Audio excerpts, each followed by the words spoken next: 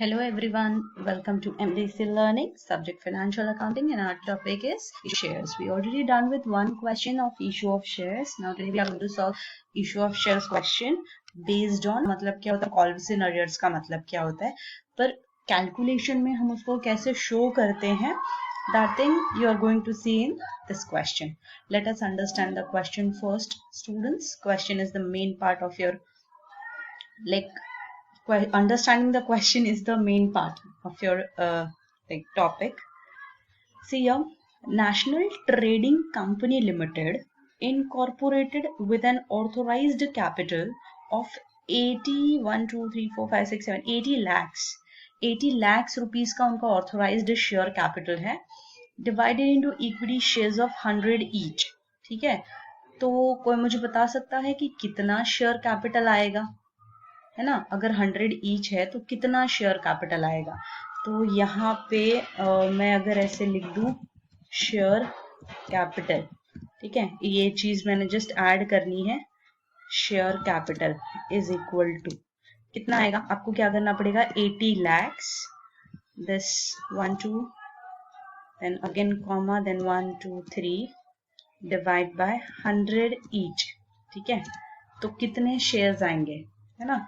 So that suppose to be 2 zeros उसके अंदर के ऊपर के नीचे के कट हो जाएंगे, तो 1 2 3 4 जीरोस बचेगा, यानी 80,000 number of shares will be there in your hand for your authorised share capital.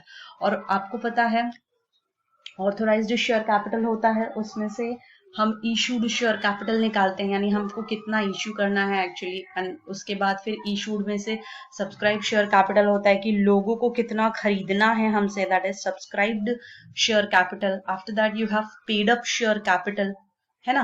Paid up share capital, called up share capital होता है, फिर आता है paid up share capital. Called up यानी 100 रुपए में से आप कितना मांगना चाहते हो, that is called up share capital, और आपको कितना मिलता है, that is paid up share capital. So here students, आपके पास 80 लाख रुपए का ऑथोराइज्ड शेयर कैपिटल है, which is divided into 100 rupees का share each. That means you have 80,000 equity shares as in authorised share capital. Authorised share capital के यहाँ पे आपके पास 80,000 है. फिर उसके बाद वाली लाइन क्या बोलती है? The company offered to the public for subscription 40,000 equity shares payable as followed. ठीक है, कंपनी ने ऑफर किया पब्लिक सब्सक्रिप्शन, यानी लोगों को ऑफर किया कितना? सिर्फ 40,000 number of shares. Okay, 40,000 number of equity shares payable as followed. 40,000 shares market में इशू किए और ये तरीके से पैसे डिमांड किए. Like at a time of application they want 30 rupees per share, at a time of allotment they want 40 rupees per share, on first call they demand for 20 rupees, and on final call they demand for 10 rupees. Let us take the total of all this. This total should be of rupees 100. ठीक है, 100 रुपया पूरा का पूरा होना चाहिए, because in the question there is no premium, तो 100 से ज्यादा नहीं हो सकता. देर इज नो डिस्काउंट, तो 100 से कम भी नहीं हो सकता.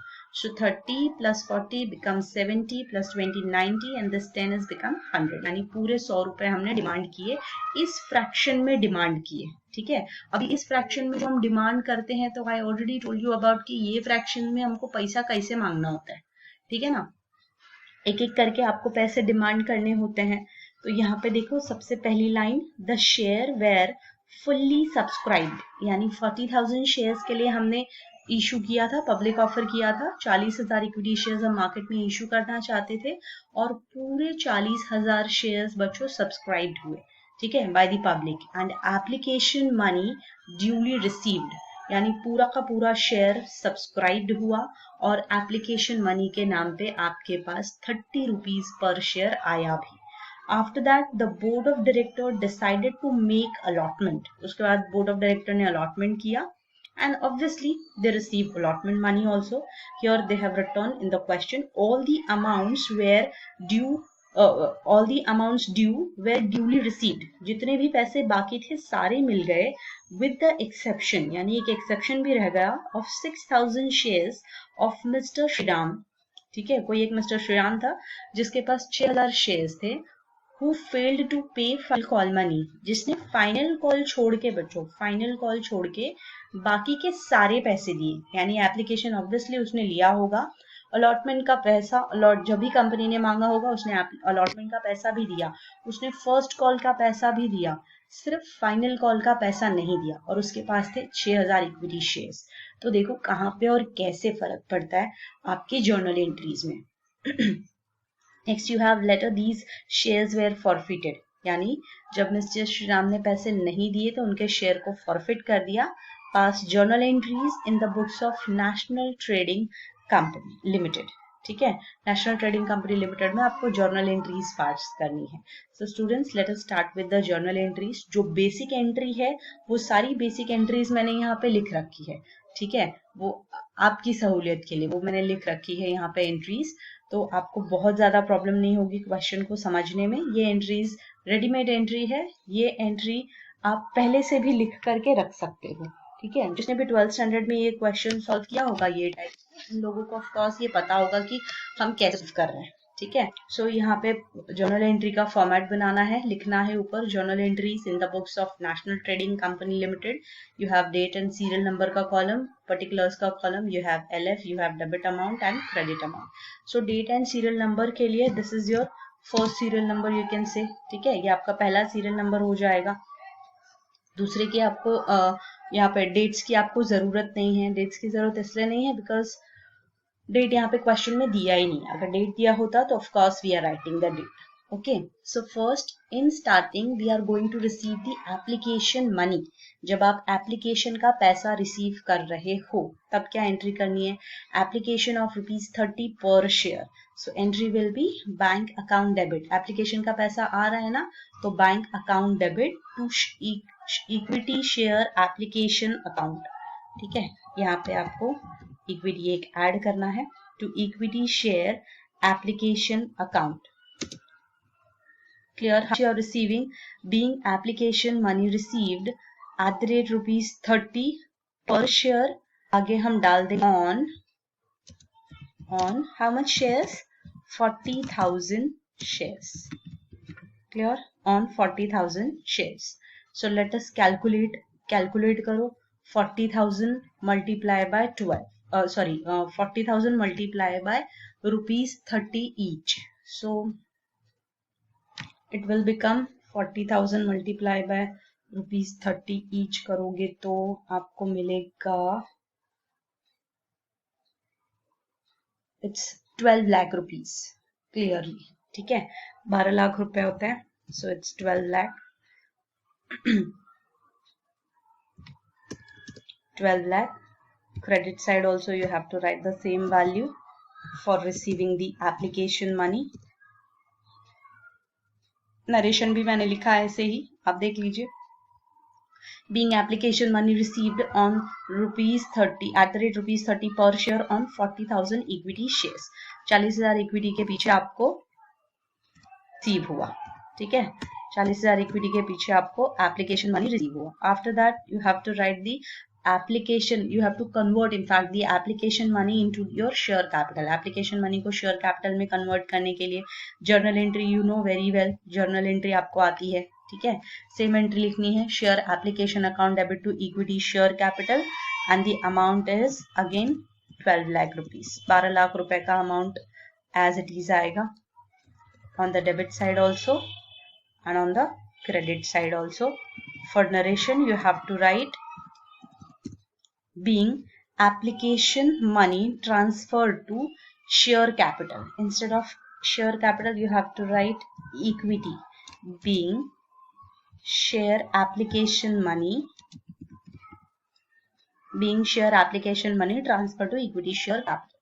clear, after that the third entry will come। third entry is allotment का पैसा receive करोगे, ठीक है, अलॉटमेंट का पैसा रिसीव करोगे। How much money allotment you are going to receive, कितना रुपया आप अलॉटमेंट का पैसा रिसीव करोगे, क्वेश्चन के हिसाब से the allotment money demanded is ₹40 on 40,000 equity shares। so first we are writing the journal entry। the journal entry is equity share allotment account debit, see here equity share allotment account debit to equity share capital account, being allotment due, आगे आपको add करना है on 40,000 equity share being allotment due on 40,000 equity share. ठीक है, 40,000 equity share पे आपका allotment due है तो कितना ड्यू है, 40 रुपीज पर शेयर अलॉटमेंट का वैल्यू है. So you are receiving 40,000 into 40 rupees. ठीक है, 40,000 शेयर इंटू 40 रुपीज. सो आपको कितना आ जाएगा, अलॉटमेंट का मनी कितना रिसीव होगा, 16 lakh rupees. Everyone, please do the calculation along with me, so you will be find easy to solve the question. आपको easy हो जाएगा question solve कर. 16 lakh rupees. On the credit side also you have to write the same value, that is 16 lakh. 16 lakh rupees as in allotment money which is due. Allotment money which is due. After that, next is fourth entry. You're going to receive that allotment money. Allotment money आप receive कर रहे हो. The fourth transaction is bank account debit to share allotment account. Bank account debit to share allotment account. अच्छा, यहाँ पे कोई calls in arrears नहीं है. So you're receiving full 16 lakh rupees as in share allotment value. You're receiving full 16 lakh rupees as in share allotment value. So here it is 16 lakh rupees. The narration is being allotment money received rupees 40 per share on, add कर दोगे यहाँ पे, on 40,000 equity shares. On 40,000 equity shares. 40,000 equity share के पीछे आपको allotment का value receive हुआ, allotment money receive हुआ. After that the next is you are receiving the first call amount. First call का अमाउंट आपको रिसीव होगा. ठीक है, फर्स्ट कॉल पहले ड्यू होगा. After that you are receiving first call money. तो फर्स्ट कॉल ड्यू के लिए equity first call account debit, and on first call how much money you are demanding. आप हर एक फर्स्ट कॉल के लिए कितना, जैसे फर्स्ट कॉल के लिए ₹20 पर शेयर वी आर डिमांडिंग. ठीक है, company is demanding. So equity share first call account debit, equity share first call account debit to equity share capital, how much it is 20 rupees per share. So all together it's 8 lakhs. On the credit side also, equity share capital it's 8 lakh rupees. After that, being first call due on, यहाँ पे आपको वो value लिखनी है 40,000 equity shares. Okay, after that next is you're going to receive the value. You're going to receive the final call value, first call value. So transaction number 6 will be bank account debit. Transaction number 6 will be bank account debit. Bank account debit to, number 6 will be bank account debit to equity first call account. So you're going to receive the same value, which is 8 lakhs. I just have to write the amount is 8 lakhs. Okay. After that, on the credit side also I have to write the same value of 8 lakhs.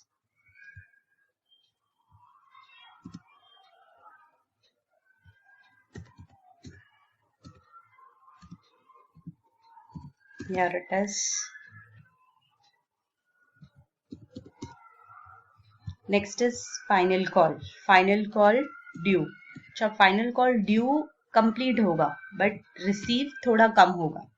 जब final call due की entry करोगे तो पूरा का पूरा पैसा receive होगा, पर वो एंट्री पूरा का पूरा पैसा रिसीव होगा, ड्यू होगा, पैसा पूरा मांगोगे लेकिन आपको रिसीव कम होगा. Let us see the journal entry. So for recording the final call entry, you have to write the journal entry for final call due. So you're writing final call account debit to equity share capital account. Final call account debit to equity share capital account. और final call आप कितने रुपए का कर रहे हो? 10 rupees per share we are demanding as a final call. So 10 rupees multiplied by 40,000 shares, so that will become 4 lakh rupees as your final call amount on the debit side as well as on the credit side. So 4 lakh rupees is your final call money. So here you are writing as a narration, being final call due on 40,000 equity share of rupees 10 each. 10 रुपया एक share के पीछे आपने मांगा. The next entry is you're going to receive the final call. और जब आप final call receive करोगे बच्चों ये बार, तो this time you are not getting the complete final call का money. Why? Because the question said, देखो क्वेश्चन आपको क्वेश्चन के पास ले जाती हूँ. क्वेश्चन ने बोला है ऐसे कि the amounts due were duly received.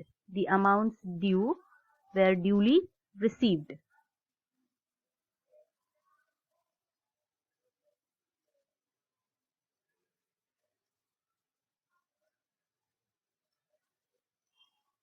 Amounts due were duly received on the exception of 6,000 shares. यानी 6,000 शेयर को छोड़ के, जो 6,000 शेयर मिस्टर श्रीराम के थे उनको छोड़ के, जिन्होंने फाइनल कॉल मनी पेड नहीं किया उनको छोड़ के बाकी के सारे पैसे रिसीव हो चुके हैं. ठीक है. So letter the share were forfeited. तो सबसे पहले हम ये 6,000 शेयर के पीछे जो हमको नहीं मिला उसके लिए हम कॉल्स इन अरियर्स की एंट्री पास करेंगे और उसके बाद कॉल्स इन अरियर्स के बाद फिर हम शेयर फॉरफिचर की एंट्री पास करेंगे. क्लियर. पहले आपको कॉल्स इन अरियर्स की एंट्री करनी है, उसके बाद फिर आपको शेयर फॉरफिचर की एंट्री करनी है. So that for your calls in arrears due, for doing the entry for your calls in arrears due हुआ, अगर आपका कॉल्स इन अरियर्स ड्यू हुआ तो उसके लिए आपने जर्नल एंट्री लिखी, final call account debit to equity share capital account being final call due on 40,000 equity shares of rupees 10 each. Now you're going to receive the final call, but you're receiving that final call, वो final call जो आप receive करोगे वो final call 6,000 shares पे receive नहीं करोगे. ठीक है. तो 40 में से 6 जाएगा तो ठीक है. 40,000 minus 6,000 shares, अगर 40,000 minus 6,000 shares जो आपने किया, ठीक है, 40,000 minus 6,000 shares, तो the number will be, कितना नंबर आता है? yes, 40,000 minus 6,000 shares किया आपने तो 34,000 shares. so you are going to receive the amount only on 34,000 number of shares. सिर्फ 34,000 number of shares के पीछे आपने ये value receive की है. clear. so the next is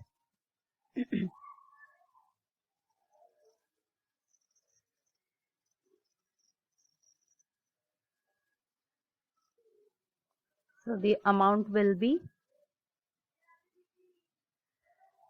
bank account debit, यानी आपको कितना रिसीव होगा? सिर्फ 34,000 शेयर के पीछे 10 rupees each. So that will be 3,40,000.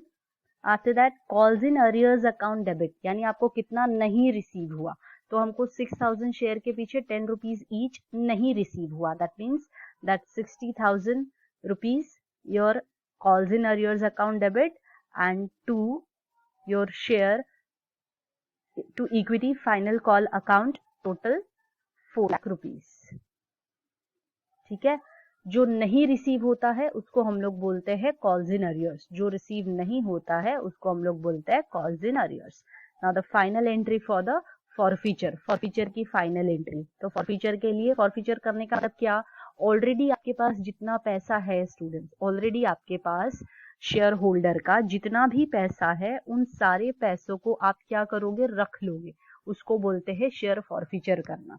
रख लोगे मतलब फॉरफिट कर दोगे. फॉरफिट कर दोगे मतलब ऑब्वियसली उसने पैसा आपको नहीं दिया, इसलिए जो भी उसने दिया है that share has been cancelled. वो शेयर उसके कैंसल हो जाएंगे.